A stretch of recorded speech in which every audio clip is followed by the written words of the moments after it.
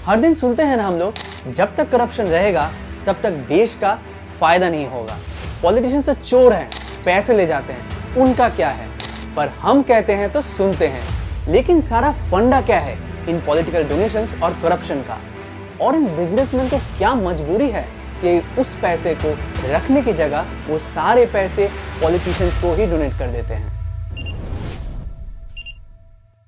और देखो, अगर कोई कहीं पैसा सोशल वर्क में डोनेट करता है तो उसका नाम 4 जगह लिख दिया जाता है।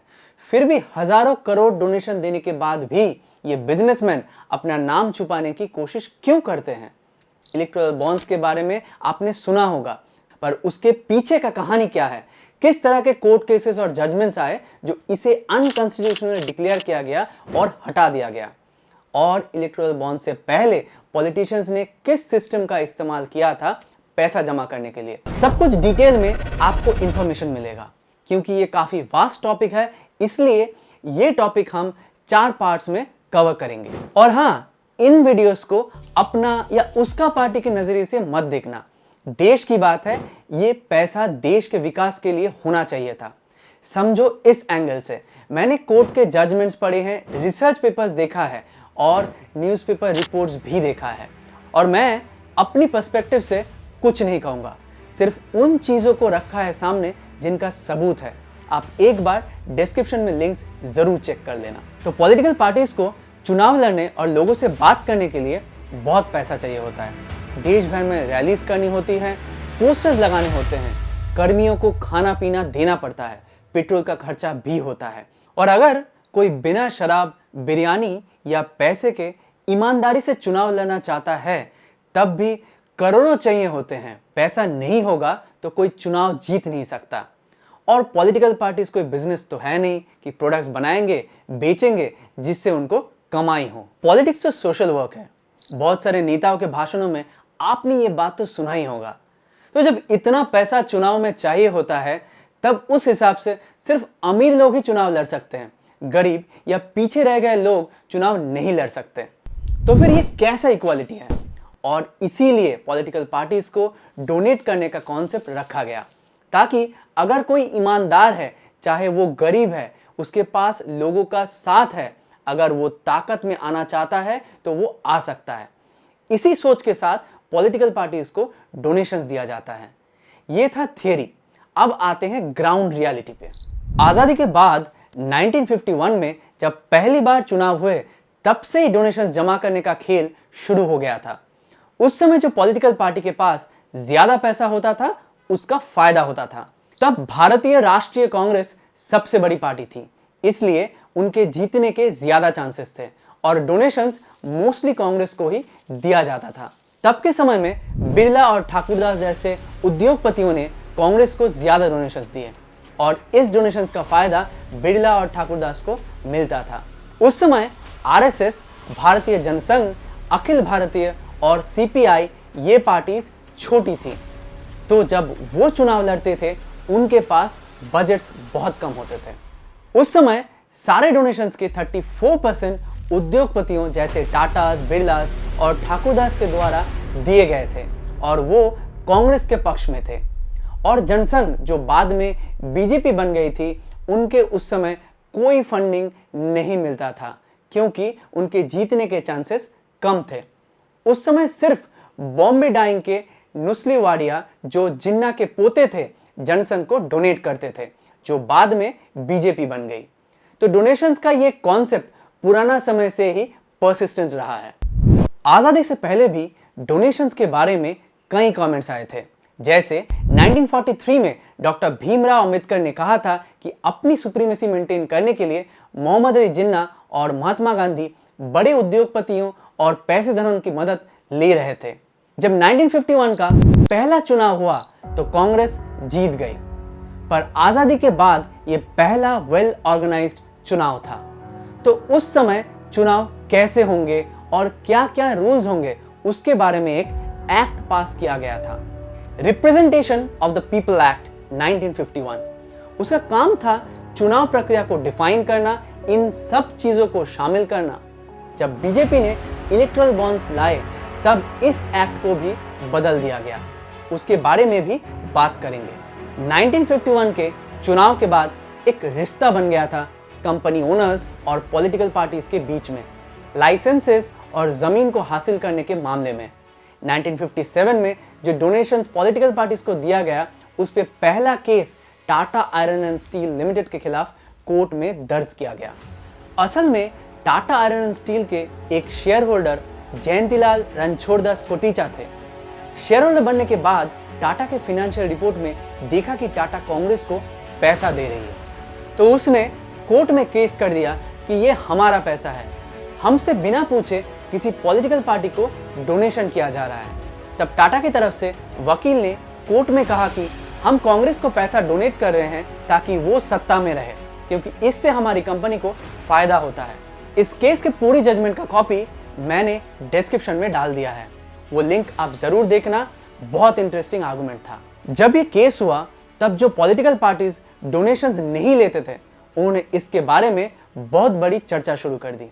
कुछ सालों बाद 1961 में इनकम टैक्स डिपार्टमेंट ने एक 800 पेजेस का ड्राफ्ट रिलीज किया, जिसमें देश के पूरे इनकम टैक्स को रेगुलेट करने के बारे में बात की गई थी।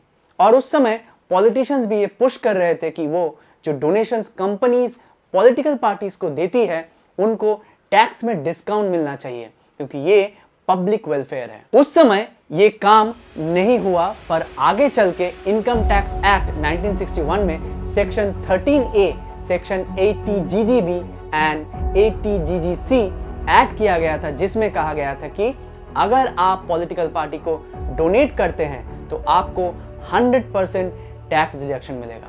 अगर कोई व्यक्ति सोशल वर्क करता है या मंदिर को डोनेट करता है तो 50% टैक्स डिडक्शन मिलेगा, लेकिन अगर कोई पॉलिटिकल पार्टी को डोनेट करता है तो 100% टैक्स डिडक्शन मिलेगा।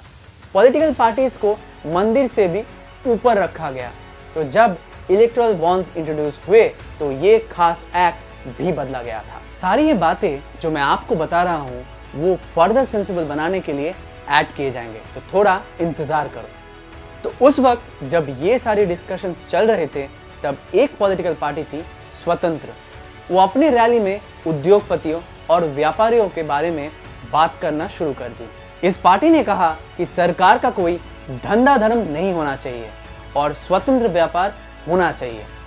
उन्होंने कहा कि जब मैं जीतूंगा तब मैं सब कुछ हटा दूंगा।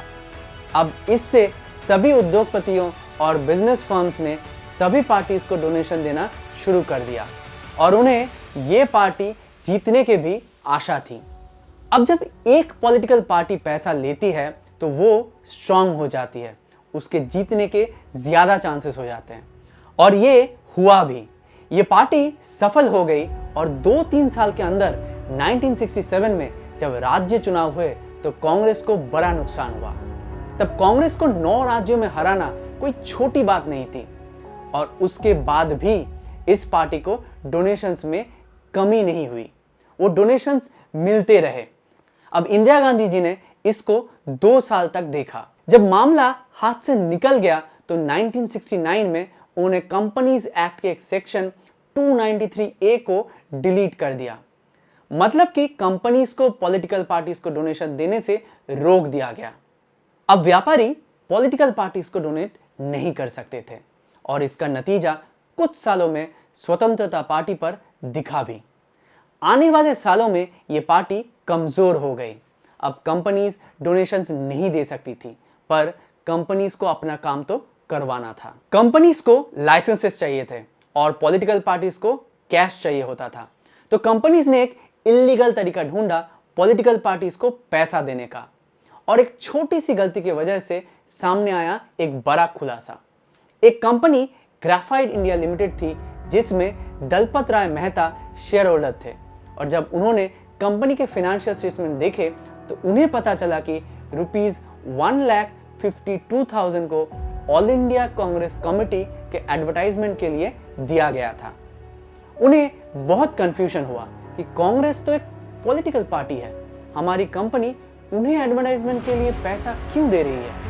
तो उन्हें पता चला कि कांग्रेस इंडिया में एक बुकलेट या मैगजीन लॉन्च करती थी, कंपनीज को उसमें एडवर्टाइजमेंट के लिए पैसा देना पड़ता था। फिर जब ये मामला सामने आया तो पता चला कि सिर्फ एक कंपनी नहीं थी और 180 ऐसी कंपनी थी जो कांग्रेस को एडवर्टाइजमेंट के लिए 6 से लेके 16 करोड़ तक दिए थे।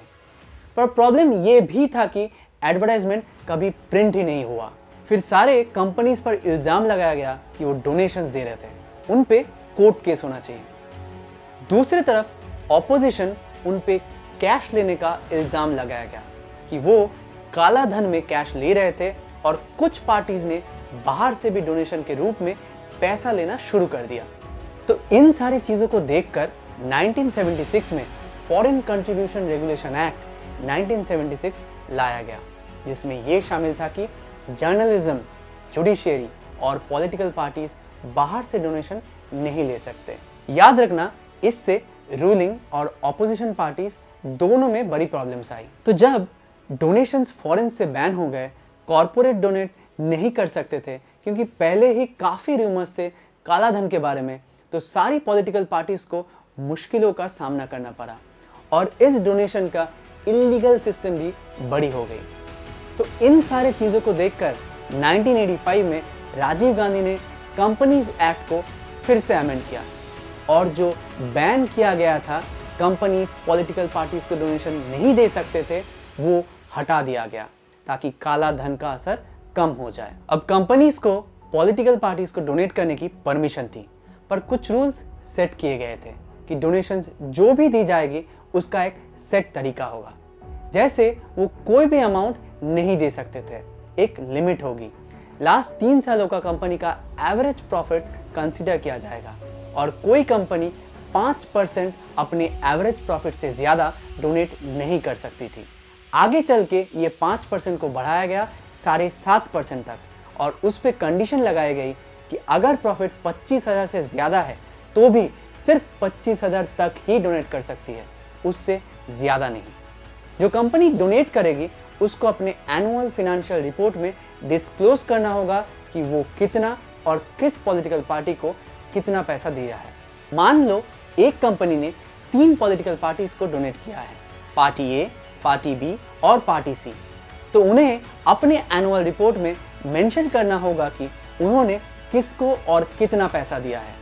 तो ये कंपनीज एक्ट बदल दिया गया जब इलेक्टोरल बॉन्ड्स लाया गया, उसको अमेंड किया गया ताकि उसमें ये क्लॉज बदल जाए। आगे ये भी मेंशन होगा।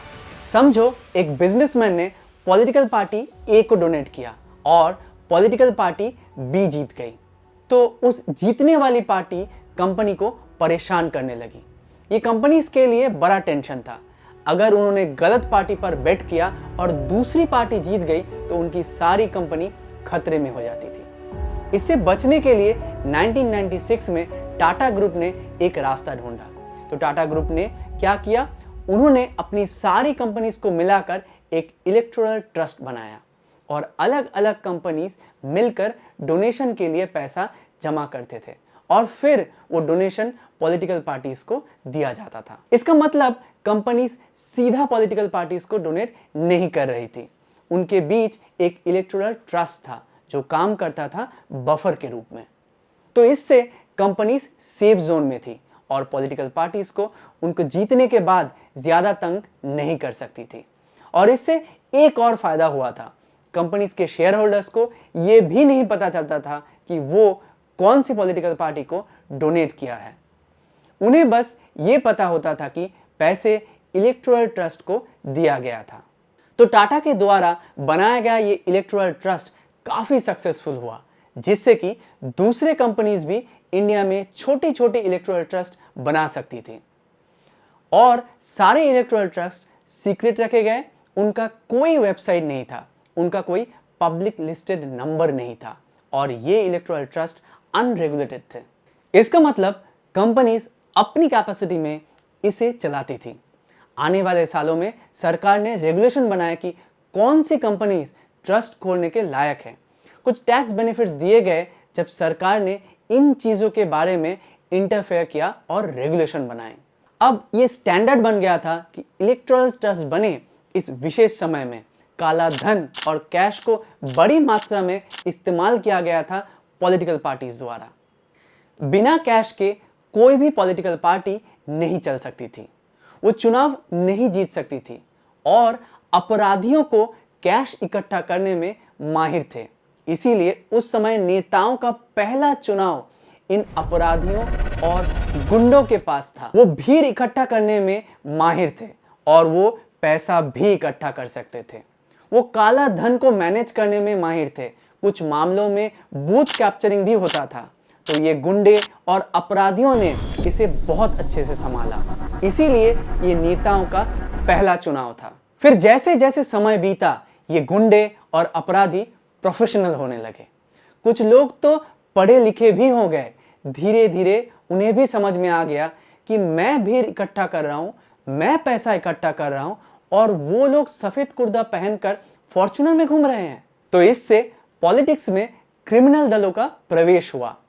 अब हालात ये थे कि हमारे एमपीज में 47 से ज्यादा लोगों पर अपराधी होने का इल्जाम लग गया था। तो ये काला धन और कैश डोनेशन का खेल बड़ा रिस्पॉन्सिबल था गुंडों को पॉलिटिक्स में लाने के लिए। लेकिन 2002 में कुछ ऐसा हुआ जिससे ये सब एक नया मोड़ लेता है। आखिर क्या हुआ था, जानने के लिए हमारा अगला वीडियो जरूर चेक कीजिए। Thank you.